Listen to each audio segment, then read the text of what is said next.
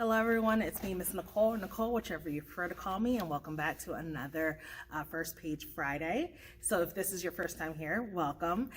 We read first page of a book. I do choose 3 books and sometimes around a theme.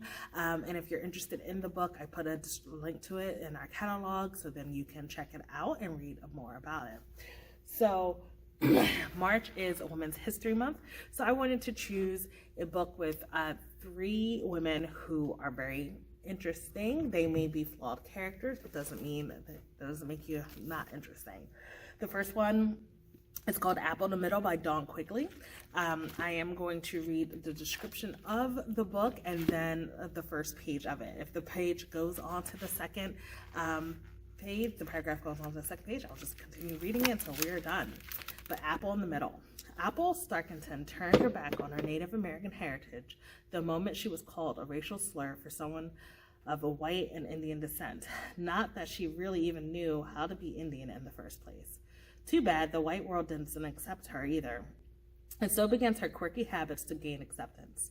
Apple's name, chosen by her mother, Indian mother, on her deathbed has a double meaning. Treasured apple of my eye, but also the negative connotation, a person who is red or Indian on the outside, but white on the inside. After her wealthy father gives her the boot one summer, Apple reluctantly agrees to visit her Native American relatives on the Turtle Mountain Indian Reservation in northern Dakota for the first time. Apple learns to deal with the culture shock of Indian customs and the Native Amish language while she tries to find a connection with her dead mother.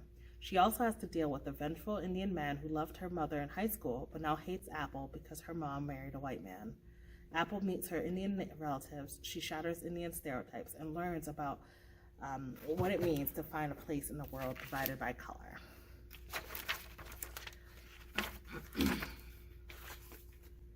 So this is going to be from the prologue. There's a little garden just outside the back door. I've seen it through the window and I figure it's safe enough distance from it. The cemetery. Bouncing down the stairs, I take the deep scent of Turtle Mountains. The garden is laid out in the shape of a medicine wheel, a circle divided with a cross in the middle. Each ordered section has a plant native to the Turtle Mountain Reservation, sage, clover, and wild roses. But I'm not sure what this 4th plant is. It's in the back part of the garden and towers over everything else. Red berries dot the tall plants, almost like a tree. If it smells vibrant as it looks, my nose would be in for a treat.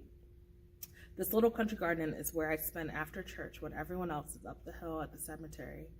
I want to get up there because, well, she's up there.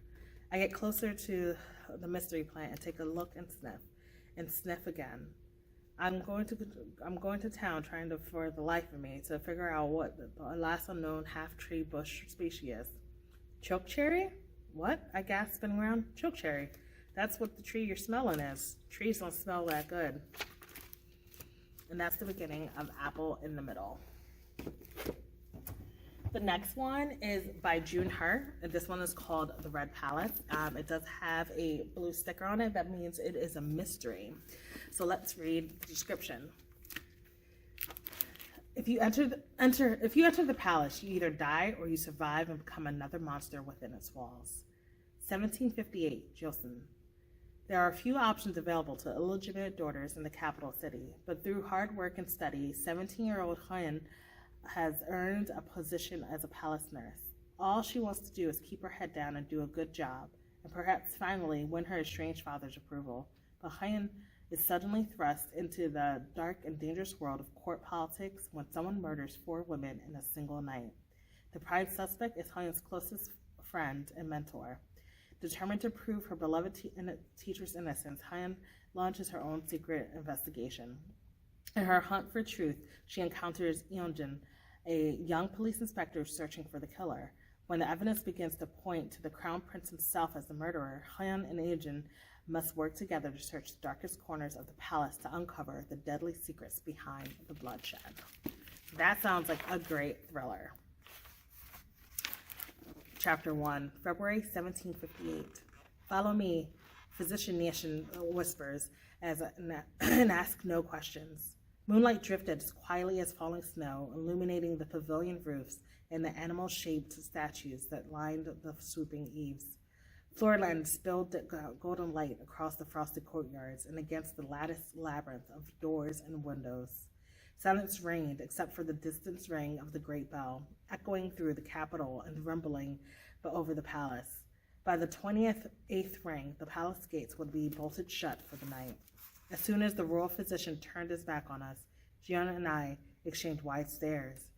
"Isn't our shift over?" she mouths. "Shouldn't we be permitted to return home?"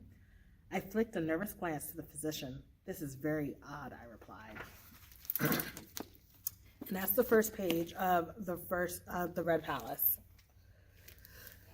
And the final one I want to share with you is Kimosha of the Caribbean by Alex Sweedle. So this one is in 1668, 15-year-old Kimosha is sold by a slave owner to a tavern keeper in Port Royal, Jamaica, the wickedest city on earth. She soon flees from the brutal assault and finds herself in a company of mysterious free black man, Ravenhide, who teaches her the fine art of swordplay, introduces her to her soulmate, Isabella, and helps win her freedom. Ravenhide is a privateer for the notorious Captain Morgan abroad on his infamous ship, the Satisfaction. As Ravenhide's encouragement, Morgan invites Kimosha to join them in pillaging voyage of Panama. As her swashbuckling legend grows, she soon realizes she has a chance to earn enough to buy freedom of her loved ones if she can escape with her life.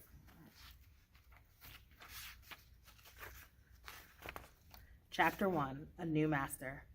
Captain Tate's Plantation, St. Catherine, Jamaica, 1668. I was scrubbing the pots in the cookhouse with the split ends of a thick sugar cane when I heard the bell ringing from the front of Captain's big house. The afternoon sun would soon sink behind the northern hills. The high clouds were still today, but I awaited a hint of a rising full moon. The small creatures in the field had come out to quarrel again. My cookhouse sister, Marta, paused by her drying of plates, knives, and forks. She was 20 years older than me. It might have been 22, she wasn't sure. The bell rang again. Marta squeezed her eyes shut. She reopened them, and dread crept across her face. "I see again." I dried my hands on my frock, and I looked at my palms, and they were hard, red, and blistered. I might not be that, Marta. It's soon to fall. I could be something else. Okay, let's see. Okay, and so that is the first part of Kimosha of the Caribbean, Alex by Sweedle. So this is one book. There is The Red Palace by June Hurt and Apple in the Middle by Dawn Quigley. If you're interested in any of these titles, you can click on the link and place a description of it. So we have a couple that are take place in the past, a mystery, kind of a swashbuckling adventure, and this is more of a realistic fiction and a modern one. Thank you for spending some time with me, and I hope you find some good reads.